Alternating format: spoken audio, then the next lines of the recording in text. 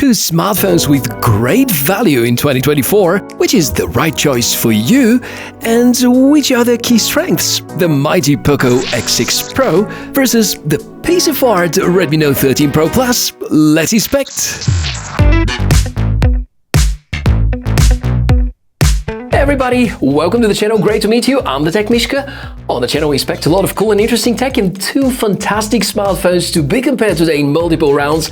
Redmi Note 13 Pro Plus, this is a fairly long name, versus the POCO X6 Pro. And if there's one thing I'm going to request from you, that would be to run your devices in the maximum supported resolution, because this is really gonna matter, especially about the camera performance round. And yeah, they do have a lot of similar specifications, but after this thorough analysis, I'm pretty sure one of them is going to turn out the better value smartphone. Which is the winner? Let's dive into it. Let's begin with the obvious. Design and build quality. POCO stick to their known concept, a little boring but very practical design. X6 Pro is their current model with the least irritating camera bump. It appears to be a little thinner and some 13 grams lighter than the Redmi, which appears to be a couple of millimeters thicker but with thinner sides which actually make it feel smaller.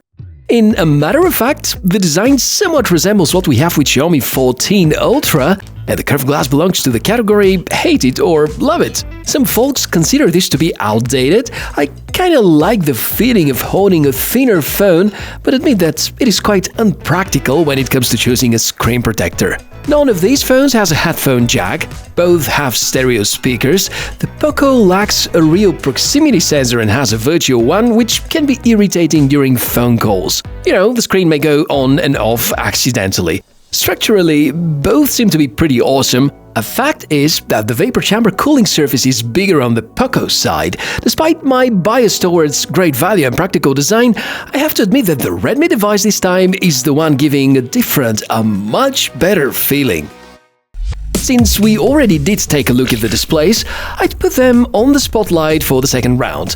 Comparable size, both are full of awesome specs, such as identical maximum peak brightness, both support refresh rates up to 120Hz and have Dolby Vision and HDR10+ certifications, same amount of pixels, same resolutions. I'd say almost identical color tuning, but looking at the details, not really. While POCO hasn't received any tests by the famous DxO mark yet, the Redmi Note 13 Pro Plus display is rated to match the quality of the iPhone 12 Pro series, which is quite a good rating.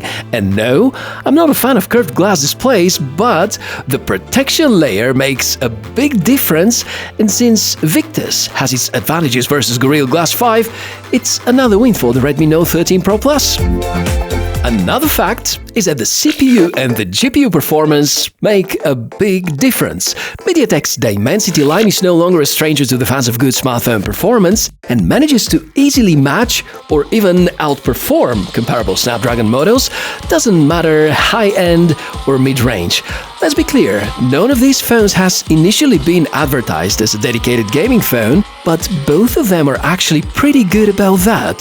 Fact is that the POCO X6 Pro is utilizing a higher grade of system-on-a-chip, works with higher frequencies on the CPU side, and comes with a better inbuilt graphics setup. There's obvious advantage with the RAM generation used, being newer and faster, again with the POCO. The kind of setup of X6 Pro can easily challenge some of the best Snapdragon 8 SoCs out there. The difference between both is not that significant, but pays off with faster photo processing, quicker launching of apps and websites, and maybe most notable it's gonna feel with heavyweight games such as Genshin Impact, where every megahertz counts. But here's something fun to note down. The higher the frequency, the greater the battery consumption in most cases. Yeah, the balanced CPU and GPU inside Redmi Note 13 Pro Plus may pay off with slightly greater battery endurance. Here we talk about a difference of no more than 10 to 15% given the fact that both phones have identical battery capacity and setups. The other reason we're rewarding the Redmi device with the win in this round is the fact that the fast charging is significantly faster. 120 versus 67 watts. From 0 to 100%, this converts into 19 versus 45 minutes. I know. Why does it take me so long to show you the camera comparison? I have no good answer here. Instead, a bunch of samples. POCO's X6 Pro is good. Not brilliant, but certainly delivers above average results. Redmi, this time, go big with the camera implementation. The image sensor is the same as last year, has the remarkable 200 megapixels and has very wide open lens. This gives it the edge when it comes to challenging scenes such as nighttime photography or dynamic range-demanding conditions or moving objects and many more. While both of the phones are equipped with optical image stabilization for their main cameras, I can notice better performance with the Redmi setup. The other two cameras are perhaps kind of the same. 8-megapixel ultra-wide camera and a 2-megapixel macro implementation, with the latter one being rather a gimmick. Yeah, it works, just not really on par with 2024's camera quality standards. So the big winner here is the Redmi Note 13 Pro Plus because of its superior main camera. If you have high expectations about the selfies from any of these phones, better don't. Going forward, and if software is what concerns you, let's see if we can pick a winner here. HyperOS. It is finally available for both of the units. Xiaomi do their best to convince us that this is a very different take on Android as opposed to MIUI. But there undeniably are too many similarities. Both phones receive 3 years of software support, maybe another extra 12 months with security updates and patches. Neither of the brands is famous for pushing too many of these updates, but most times the software is stable, very functional and even more customizable. If you like stock Android, however, this is far away from this feeling, but extras such as the dual apps option, the hidden folders, the themes, the iPhone-like control center and many other tweaks and goodies sound appealing.